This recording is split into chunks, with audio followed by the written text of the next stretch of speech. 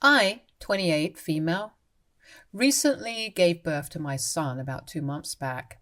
I've been living with a friend in her apartment. It's pretty cramped up here, but it's a better living arrangement than my parents' house. I'm a single mom. My ex-boyfriend is the father of my child. But when I told him that I wanted to keep the baby, I gave him the choice to walk away, and he chose to walk away.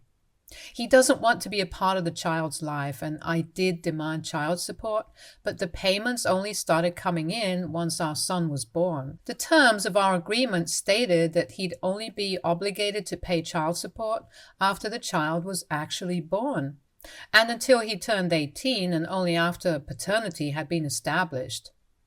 He and I have no other contact apart from him sending the amount we'd agreed upon every month. I'm a freelance photographer, so there was no way that I could go back to work after the 5th month because there were quite a few complications and I had to depend on my savings. I moved out of my rented apartment and asked my parents if I could live with them until my son was born. My parents and I don't really have a great relationship because they don't like my choice of career. But they agreed to let me live with them since I was pregnant. They didn't discuss anything about rent with me, so I assumed that I'd be living there for free, which was a far more preferable alternative than having to spend my money on rent every month when I wasn't working. So I lived with them for the first 2 months without any problems, and it was actually quite pleasant. I did contribute in my own little way by paying for groceries since I was the one who was consuming the most in that house, and also contributing to the water and electric bills. It wasn't a lot, but I was trying not to be a freeloader, and even that wasn't enough. In the first week of my 7th month, my parents told me that they didn't want to bring this up with me because it was embarrassing, but they needed me to pay rent. I was a little taken aback because they hadn't talked about that when I first asked them if I could move in with them, and I thought that the whole point of me living with them would be that I wouldn't have to pay rent. But they'd assumed I was going to pay to live with them, and it hadn't even occurred to them that I might be wanting to live here for free because I was pregnant and out of work. They'd thought that I was eventually going to pay and didn't want to talk to me about it because it seemed tacky to talk about money. I told them that the only reason I'd moved back in with them was because I couldn't actually afford to pay rent right now without burning through my savings, and I needed to save money because my pregnancy wasn't going to be an easy one. So in case of any future medical emergencies, I needed to know that I could depend on my savings even though I did have medical insurance. It never hurt to be double safe, which is why I was being a little too financially conscious. But I could understand that they obviously didn't want to have a freeloader in the house. So I told them that once my son was born and I went back to work, I'd pay them the entire amount in one go, whatever I owed them. They just needed to let me live with them for free until I went back to work and could afford to pay them the rent money. This was a negotiation that I couldn't have with other landlords, but since these were my own parents, I expected them to be a little lenient. And I definitely did intend to pay them as soon as I could afford to. I'm not a thief. But my parents were skeptical. And after some deliberation, they told me that they couldn't just let me live there for free. And if I wanted to live with them, then I certainly needed to pay rent, or I'd have to leave. It felt terrible that my own parents were kicking me out over something like this, and I tried to reason with them. I even told them that I was willing to sign any legal document that they made me, agreeing to the fact that I'd pay them as soon as I went back to work, or even as soon as the child support payments started coming in. But they weren't ready to budge, and told me that I could either pay them right then or I could leave. I tried to plead with them, but nothing worked, and eventually I had to pack my bags and move in with this friend of mine. She was kind enough to let me live with her, even though she herself isn't that rich. I promised her that I wouldn't be in her hair for long, but she told me that it didn't matter and made sure that I was comfortable. She took really great care of me, even more than my parents did while I was living with them. I'm very grateful for my friend because had it not been for her, I probably would have been in big trouble. Now that the child support payment checks are being cashed, I can afford to split the rent and contribute. And once I'm fit enough to go back to work, then I'll be looking for a place of my own too. I was very upset about what my parents did because it wasn't as if either of them were poor and couldn't afford to let me live with them for a while without paying rent. My dad's a banker and my mom works in a marketing agency, so they definitely didn't lack anything financially. They were just being selfish and kind of miserly, which is why I didn't speak to them after they kicked me out. They did try to talk to me normally even after I'd left, but I didn't respond to their calls, and neither did I reply to the texts.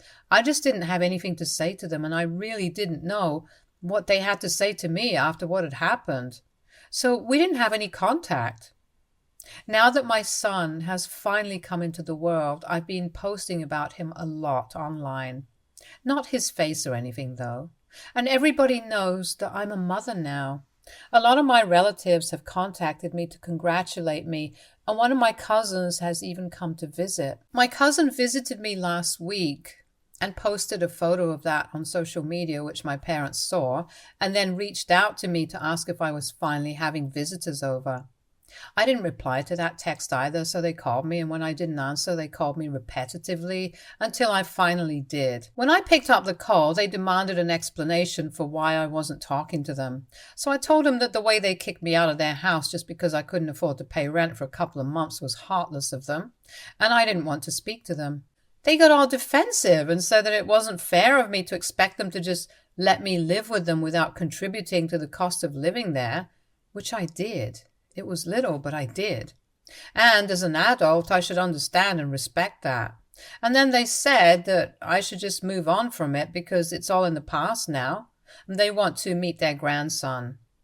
I was already pretty upset about them treating this so casually, so when they said that they wanted to meet their grandson, I told them that I was an adult and I was free to make my own decisions. And I had decided that they weren't going to see the grandson anytime soon, so now they needed to understand and respect that. Because I was hurt and I didn't want to see them. Then I disconnected the call and tried to ignore them, but they kept texting and insisting that I was overreacting because they thought what they'd done wasn't even that big of a deal. And they kept saying that it was all in the past, so I needed to move on, which got on my nerves. Because even if it was in the past, I didn't like it back then, and there's no reason for me to be okay with it now. Besides, I got to choose if I want to move on or not, and if I don't, then I'm not going to. So I argued with them on text for a while, and then they said that they talked to me when I was acting a little less crazy, so I lost it then. I was so mad that I went online and typed out a rant about how my parents had always disagreed with my career choices, which is why they kicked me out of their house when I was heavily pregnant, only because they didn't agree with my choices and wanted to mess with me. So they misled me into thinking that I wouldn't need to pay rent to live with them. But then suddenly they sprung it on me 2 months later and then told me to leave when they learned that I wouldn't be able to pay, just to humiliate me. Up until here, it was all fine. But then I tagged some of their co-workers in the post to make sure that they'd all be able to see this post and get to know my parents better. And I believe that that's where I went a little too far. So now all my relatives are against me and believe that I need to apologize to my parents. I have talked to a couple of my friends about this, but they think that what I did is not that bad because my parents were trying to gaslight me and didn't drop it even when they saw that I was clearly very stressed out and actually implied that I was crazy for reacting the way that I did. It's been almost a week since I made the post and I took it down after almost 3 hours, during which a couple of people did see that post and even liked it. Only my relatives have talked to me about it, but my parents have had nothing to say, and the silence is even worse than them actually expressing how they felt about it. I would honestly rather just fight with them than get this over with, but them being silent doesn't make me feel any better about what I did. I genuinely don't understand if I should apologize to them or not, and I feel like both my relatives and my friends have a really strong point. I personally have no idea what to do and I'm completely blank, so I'm here on Reddit to ask you guys what you think I should be doing about this. I don't feel guilty for making that post, but I do feel bad about tagging their co-workers in it because they had nothing to do with this and I dragged them into my family drama for nothing, which must have been awkward for my parents at work. AITA for tagging my parents' co-workers in a post about them. Update 1. So I ended up apologizing to my parents, not for the post in general, but for tagging their workers in the post. There was no need for me to do that, and I did it only out of spite, which was unfair. I sent them that text yesterday, but they still haven't replied to it yet. The only link I have with the rest of my family right now, my aunts, uncles, and cousins, is the cousin who came to visit me last week. He's the only person still talking to me because everybody else is just way too angry. He told me that the only thing that people are talking about in my family text thread is that post. And they've been talking about it for days now, which seems a little unfair because I took that post down within hours of putting it up. And this isn't even about them. This is between me and my parents, so I don't understand why they have so many opinions about it. I was going to apologize to the rest of my family, but I don't think that they deserve it or need it because I didn't say anything bad about them. The people that I did mess with, I apologized to them, and now it's up to my parents if they want to forgive me or not. But my relatives have nothing to do with this, so they need to keep their mouths shut. My cousin has sent me a couple of screenshots of whatever discussions have been going on about me in the family group. And all I can say is that I'm really glad that he's on my side because the things that are being said about me are really awful, and honestly, it all speaks more about their characters than mine. They've made really nasty comments about me being a single mother, and there's also been a lot of speculation about why exactly my ex left me, and let me just say that none of the theories have anything good to say about me. All they want to talk about is how I must have driven the guy away, and how it's all my fault that my son will be growing up without a father. Because apparently I'm so difficult to be with, and they pity my parents for ever having to deal with someone like me. It's all just a lot of rubbish, and they're obviously only gossiping about me because they have nothing better to do with their lives. It's sad because I was actually pretty close with these people growing up. We were a close-knit family that would get together at least 3 times a month. These people watched me grow up, and now these are the very same people who are making nasty comments about me. Just because of one post where I dared to speak about my truth. It doesn't seem fair at all, and what's worse is that my parents are a part of this text thread. They don't see anything wrong with what the others are saying about me, and not one of them has tried to defend me or take accountability. It's not even as if they're inactive. While they don't defend me or say anything bad about me, they do occasionally send laughing emojis and stuff whenever someone makes a horrible joke at my expense. It's just really nasty business, and I'm super disappointed in everyone. Update 2. It's been 4 days since I apologized to my parents for that post. Now, a couple of hours ago, they finally texted me back, only to tell me that they were not surprised that I'd taken things so far, and said that I was a disappointment to them anyway, so they didn't care about the post. I thought that was kind of harsh, especially after I apologized to them and did the right thing, but just like they said to me, I expected the same from them too, so even I'm not surprised. I didn't want them to get away with believing that I'd apologized for just making that post, so after that reply I specified that I was only sorry for tagging their co-workers in it and not for anything else, because they definitely deserve to be called out for everything. I saw them typing for quite a while, but the text never came, and instead they called me up and my dad spoke to me.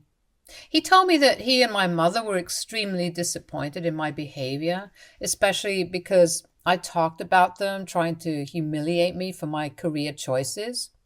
According to him, that hadn't been their intention at all, and it was unfair of me to post about it and make them look bad. They told me that in the aftermath of that post, there'd been a lot of gossip about them at their respective workplaces, and it was very embarrassing for them. My mother had even been targeted by a couple of her co-workers and had been reprimanded by her boss, and it was very insulting. I told them that I did apologize for that, and I also took that post down within a couple of hours of posting it. I can't exactly go back in time and undo what I did, so they have to make their peace with what happened.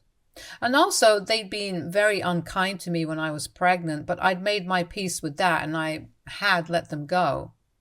It was they who tried to reach out to me afterward because they wanted to see their grandson, even though they were the ones who caused me so much stress and suffering while I was pregnant by forcing me to move out. And then they tried to pass me off as crazy for being mad at them. They'd never apologized for any of it, even though, according to me, what they did to me was worse than what I did to them. So they should really count themselves lucky that they even received an apology. That didn't go down well with my dad, and he said that he could have filed a defamation lawsuit against me if he wanted to, but he forgave me because I was his only daughter, and I should be grateful for it. So I told him that I was indeed grateful, and I just expected him to be the same way because even though I had apologized to him and my mother, despite them treating me like a second-class citizen after I became an adult, in the past, when I first told them that I didn't want to go to college and instead I wanted to learn photography, we had a lot of fights over it, and they used to say a lot of horrible things to me, including things like wishing I was never even born and that they hoped I got lost and never came back. And I hadn't mentioned those things in my post. If I had, then they probably wouldn't have anybody on their side right now, so I think even they should be grateful to me for not exposing them entirely. After that, the conversation just became too difficult to continue because my dad was screaming at me. And if he wasn't even willing to talk, then I didn't see any reason for me to continue bickering with him. So I hung up and blocked him. I don't know if they're going to try to get back in touch with me or not, but if they do, then I'm not going to hold back. Update 3. It's been a week since my last update and that phone call with my father, and they still haven't tried to reach out to me yet. So I'm assuming that they've given up on me entirely, and it's a huge relief because I'm already pretty stressed out. I do not need more of it. I did ask my cousin if they'd been talking about me in the group, and he told me that they have indeed been a lot more active after that phone call. My relatives had moved on from that post and the topic of me and my ex-boyfriend and stuff, but now it's my parents who keep bringing it back up, only so they can talk badly about me. I guess I'm their favorite topic of discussion now, and even while they're not talking to me, they definitely are talking about me, so I'm constantly on their mind. It's just a pity that it's not for any good reason. I find it so incredible that even when they were the ones who kicked out a pregnant woman, their own daughter, they still found a way to portray themselves as the victims. They were the ones who kept pushing me and gaslighting me, and when I finally snapped and made some stupid little post, it suddenly became a huge deal, and they are now the victims forever. It's all very frustrating and ridiculous, but I know that there's nothing I can do about it. So I just have to suck it up and let them go on trash talking me. Because at the end of the day, they're doing it behind my back. Since they don't have the guts to say any of it to my face, my cousin is on my side and I have great friends. I'm also hoping to go back to work in a couple of days to get my life back on track. So I'm not going to worry about any of these irrelevant people and only focus on myself. Update 4. I finally started working again today, and due to some weird miracle, today was the day that my parents chose to come visit me at my friend's place. My friend was at work and I dropped my son off at another friend's place for a couple of hours since I was at work, so there was nobody at home. And I don't check my phone unless it's an emergency while I'm working, so I didn't even realize that my parents were waiting outside her apartment. They kept texting me, my mom, since my dad's blocked, for almost an hour before they finally decided to leave, and I only discovered it after I was done with my work and it was time for me to go back home. All the texts were about how this was super insulting for them because they were visiting to see their grandson for the first time, and I didn't even have the courtesy to be at home to receive them. They said that not only was I a terrible daughter, but I was also a terrible mother for taking my son with me to work, which is what they assumed I did. The texts were all very entitled and bipolar because in one text they were telling me that I was a horrible human being, and in the very next one they were talking about how desperate they were to see me and their grandson, and that it was unfair that I was depriving them of that opportunity. I cannot even begin to understand why they'd expect me to let them visit me or meet my son after everything that they'd said to me and about me behind my back.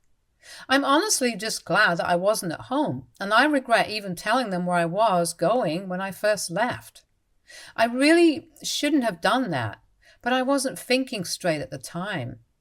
But now, this is just more of a reason for me to move out as quickly as I can. I'm going to miss my friend, but I don't want to bother her any longer. And I know that if my parents are aware of where I'm living, then they'll definitely try to come to visit me again. And I certainly don't want to create any trouble for my friend. Update 5. Hi guys. So I moved into my own apartment last week. Yeah, it finally happened, and I'm really thankful for everything that I have. My friend was pretty sad to watch me go, but she understood. And I can't say that she'll miss any of my son's midnight crying sessions. My own place is a lot smaller, but this is all I can afford right now. And I know that as I continue to work, I'll get back to where I was in no time.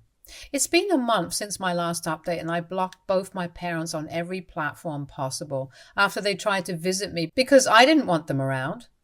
They haven't tried to get in touch with me directly again after that, and I have my fingers crossed that they won't be able to find out where I am. I changed my phone number, and I told my friend that if my parents ever show up at her apartment, she definitely doesn't need to open the door. And if they try to bother her, then she's free to call the cops. I'm just hoping that it doesn't come to that. Now, it's just me and my son, and we're definitely going to make it big. I'm just so sure of it.